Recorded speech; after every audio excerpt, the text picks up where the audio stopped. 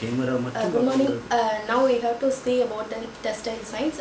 Textile science is the process of textile manufacturing product from the raw material to the end product. First we have to see about the fiber. Fiber is a long and thin strand of material that can be knit or woven into a fabric. The fiber is classified into two types. One is natural fiber and another one is man-made fibers. First, natural fiber. Natural fibers are obtained from the natural resources are called as natural fibers. For example, for the natural fibers are cotton, flax, silk, wool, etc. Next one, man-made fibers. Man-made fibers are made from various chemicals or generated from the plant fibers.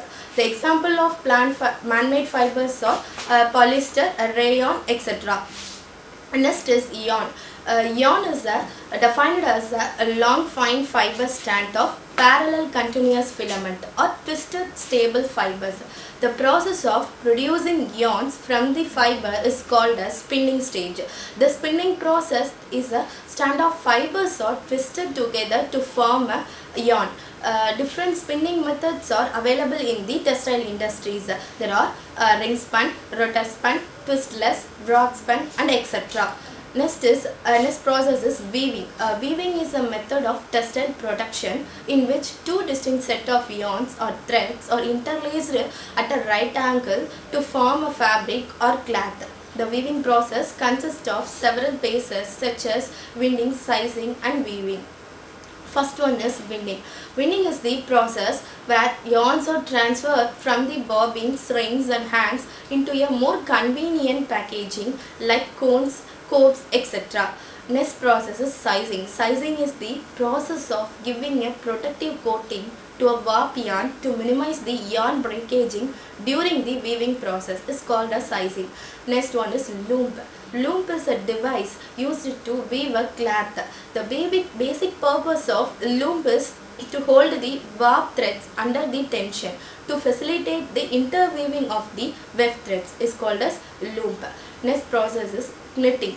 Knitting is a process of using the needle to interlink or knot a series of loops made by one continuous thread. The loops are interlocked using a needle which holds the existing loop, and new loop is formed in front of the old loop. The old loop is then brought over the new loop to form the knitted fabric. Knitting is different from weaving. In knitting process, a single piece of yarn only used to create a fabric.